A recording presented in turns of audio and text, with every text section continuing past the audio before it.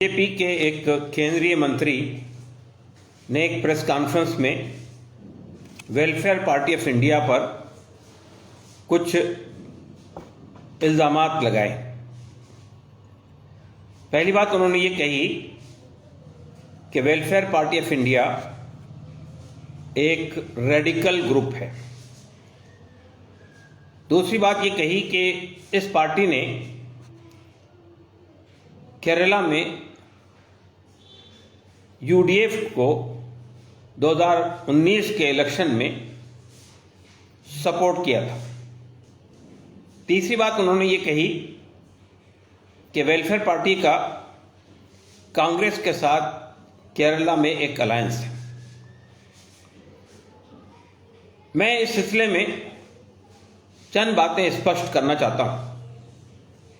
पहली बात तो यह है कि वेलफेयर पार्टी ऑफ इंडिया एक रजिस्टर्ड राजनीतिक पार्टी है। यह पार्टी एक प्लूरल पार्टी है। इसके दरवाजे तमाम देश के तमाम वर्गों के लिए, किसी भी धर्म के मानने वालों के लिए, किसी भी जाति से ताल्लुक़ रखने वालों के लिए इसके दरवाजे खुले हुए हैं। और यही वजह है कि इस पार्टी में हर वर्ग के और हर धर्म के लोग मौजूद हैं। ये पार्टी 2011 से इस देश के 11 राज्यों में काम कर रही है। इस पार्टी ने कई इलेक्शनों में हिस्सा लिया है, लोकसभा के इलेक्शन में भी और स्टेट असेंबलियों के इलेक्शन में भी, और इसी के साथ साथ लोकल बॉडीज के इलेक्शन में भी कई राज्यों में इस पार्टी ने हिस्सा लिया है। और कई राज्यों में लोकल बॉडीज में इसके नुमाइंदे चुनकर भी आए हैं। पार्टी एक रजिस्टर्ड पॉलिटिकल पार्टी है इलेक्शन कमीशन ऑफ इंडिया से, इसलिए उस पर यह लांछन लगाना कि वो एक रेडिकल पार्टी है, किसी धर्म विशेष से ताल्लुक़ रखती है और किसी खास वर्ग के लिए काम कर रही है, ये एक बेबुनियाद और गलत इल्ज़ाम है। वेलफेयर पार्टी ऑफ इंडिया ने 2019 के इलेक्शन में ये महसूस किया था कि देश में एक कम्युनल और फासिस्ट ताकत उभर रही है। इसको सत्ता में आने से रोकने के लिए वेलफेयर पार्टी ऑफ इंडिया ने केरला की हद तक ये फैसला किया था कि वहाँ की तमाम 20 सीटों पर यह पार्टी यूडीएफ का समर्थन करेगी। और इस ये समर्थन अनकंडीशनल था।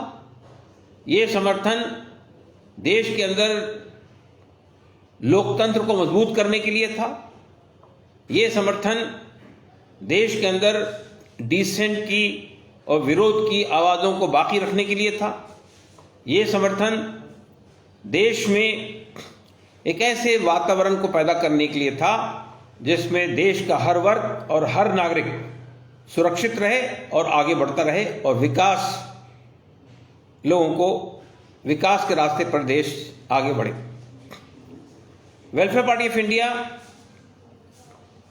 ने लोकल बॉडी के इलेक्शन में, अभी जो लोकल बॉडी के इलेक्शन केरला में हो रहे हैं, उसमें किसी सेकुलर पार्टी के साथ, चाहे कांग्रेस हो या लेफ्ट, किसी के साथ भी उसने अलायंस नहीं किया है।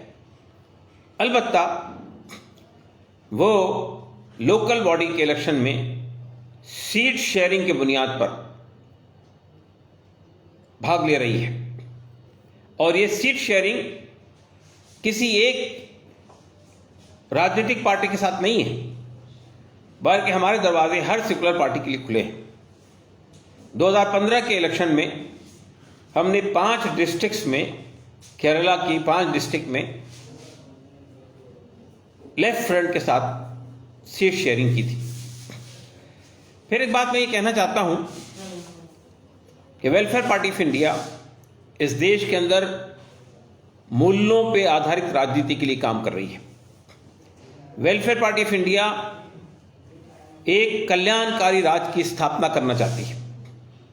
वेलफेयर पार्टी ऑफ इंडिया देश के संविधान को बाकी रखना चाहती है और ये चाहती है कि देश के संविधान ने जो अधिकार देश के नागरिकों को दिए हैं उसके खिलाफ कोई कार्रवाई ना हो। वेलफेयर पार्टी ऑफ इंडिया ने जब किसानों के खिलाफ कार्रवाइयाँ हुई उनके हक में आवाज़ उठाई, जब मजदूरों के राइट्स को छीनने की कोशिश की गई उसके हक में आवाज़ उठाई, जब सिटीजनशिप बिल लाकर नागरिकता पे, देश के नागरिकों की नागरिकता पे सवाल खड़ा किया गया, हमने उसके खिलाफ विरोध किया। वेलफेयर पार्टी ऑफ इंडिया ने यूएपीए जैसे काले कवानीन को जब आम लोगों पर लगाने की कोशिश की गई तो हमने उसका विरोध किया। वेलफेयर पार्टी ऑफ इंडिया एक ऐसे भारत का निर्माण करना चाहती है जिसमें समाज के हर वर्ग को, समाज के हर तबके को, चाहे वो कितने ही नीचे तबके से ताल्लुक रखता हो, उसकी जो बुनियादी ज़रूरतें हैं, उसको घर मिलना चाहिए, उसके सर पे छत हो, उसके बदन पे लिबास हो, उसके पेट को 2 वक्त की रोटी मिले और उसके घर में पैदा होने वाले हर बच्चे को अच्छी शिक्षा, फ्री एंड कंपलसरी शिक्षा उसे मिल सके। वेलफेयर पार्टी ऑफ इंडिया ने देश में कभी भी वोट बैंक की राजनीति नहीं की है। वेलफेयर पार्टी ऑफ इंडिया ने कभी भी किसी एक विशेष वर्ग को मुखातिब नहीं किया है। मंदिर मस्जिद की पॉलिटिक्स से वो हमेशा दूर रही है। वेलफेयर पार्टी ऑफ इंडिया देश के अंदर एक ऐसा वातावरण पैदा करना चाहती है जिसमें देश का हर नागरिक सुरक्षित रहे। जब हमारी महिलाओं पे अत्याचार हुआ, जब उनकी इज्जत पे हमले हुए, हमने उसके खिलाफ आवाज़ उठाई, चाहे वो निर्भया का वाक़या हो, चाहे हाथरस की महिला के साथ होने वाला रेप और उसका मर्डर हो, उस पर भी हमने आवाज़ उठाई। हम समझते हैं कि हमारा देश एक लोकतांत्रिक देश है, इसमें लोकतांत्रिक मूल्यों को ख़त्म करने की कोई भी कोशिश होगी तो हम उसके खिलाफ आवाज़ उठाएंगे। हम ये समझते हैं कि बीजेपी के केंद्रीय मंत्री ने कल जो प्रेस कॉन्फ्रेंस करके वेलफेयर पार्टी पर लांछन करने की कोशिश की और ये बताने की कोशिश की कि वो कांग्रेस पार्टी एक रेडिकल पॉलिटिकल पार्टी के साथ हाथ मिला रही है, तो हम ये समझते हैं कि ये दरअसल बिहार के अंदर उसकी जो बौखलाहट है, बिहार में जो उसके अवाम का जो सैलाब यूपीए की पार्टियों के साथ खड़ा हो रहा है, चाहे कांग्रेस हो चाहे आरजेडी हो, इसकी सभाओं में जो भीड़ उमड़ कर आई है और प्रधानमंत्री और एनडीए की सभाओं के अंदर जो कुर्सियां खाली पड़ी हुई है, उसको देखकर इन पर बदहवासी तारी हो गई है। ये परेशान हैं, ये सोच रहे हैं किस तरह, जैसा इन्होंने इससे पहले भी सुशांत सिंह राजपूत की आत्महत्या को बुनियाद बनाकर रिया चक्रवर्ती के ऊपर में पॉलिटिकल माइलेज लेने की कोशिश की, लेकिन जब ये सब चीज़ कोई काम नहीं आई तो अब वो उन्होंने वेलफेयर पार्टी ऑफ इंडिया पे निशाना लगाना शुरू किया है। हम ये बात साफ कर देना चाहते हैं कि अगर हम पर ऐसे गंदे आरोप लगाए जाएंगे तो हम उसे कानूनी तरीके से चैलेंज भी करेंगे और हम पब्लिक के कोर्ट में भी अपना मुद्दा रखेंगे।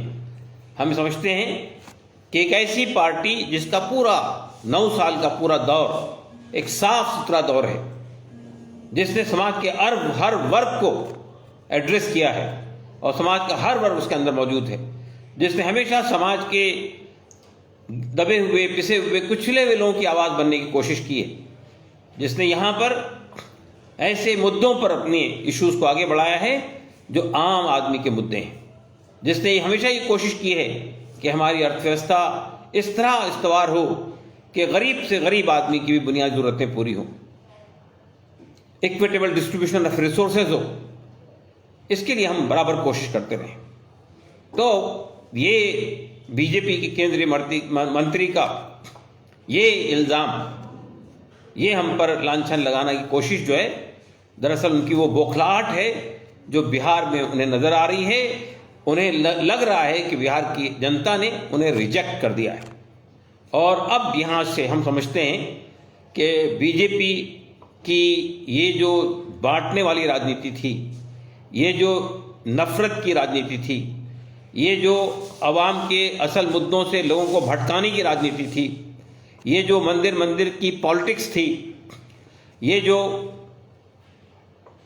ऐसे नॉन इश्यूज को इश्यूज बनाने की पॉलिटिक्स थी, अब उसका दौर खत्म होने जा रहा है। और यहाँ की जनता अब ये सबका साथ, सबका विकास और सबका विश्वास जैसे जुमलों से बेजार हो चुकी है।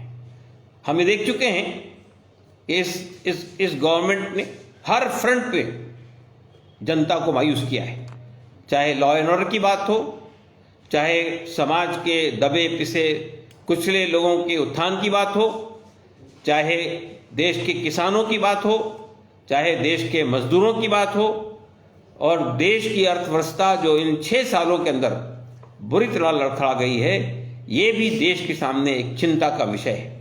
इसी के साथ हम ये देखते हैं कि अंतर्राष्ट्रीय स्तर पर भी हम जिस तरह हमारे मौजूदा हुकूमत में चीन के साथ, ये चीन की जो दरअंदाजी हुई है देश के अंदर, उसको रोकने में जो हमारी सरकार बुरी तरह नाकाम रही है, इन सब चीज़ों को छुपाने के लिए वो अब ऐसे नॉन इश्यूज, ऐसे इमोशनल इश्यूज, ऐसे भड़काऊ तरीक़े इख्तियार कर रही है, जिससे वो जनता को एक बार फिर धोखा देने की कोशिश कर रही है। लेकिन हम ये समझते हैं कि हमारी जनता, देश की जनता जागरूक है, और देश की जनता ने ये फैसला कर लिया है कि ये जो जुमलों की राजनीति करने वाली सरकार है, ये जो भड़काऊ भाषण देने वाली सरकार है, ये जो समाज को बांटने वाली सरकार है, ये जो समाज के बुनियादी सवालात को हल न करने वाली सरकार है, ऐसी सरकार से अब हम छुटकारा चाहते हैं। और उसकी शुरुआत हमें यकीन है कि बिहार से होगी, और उसके बाद ये दौर आगे बढ़ेगा। धन्यवाद।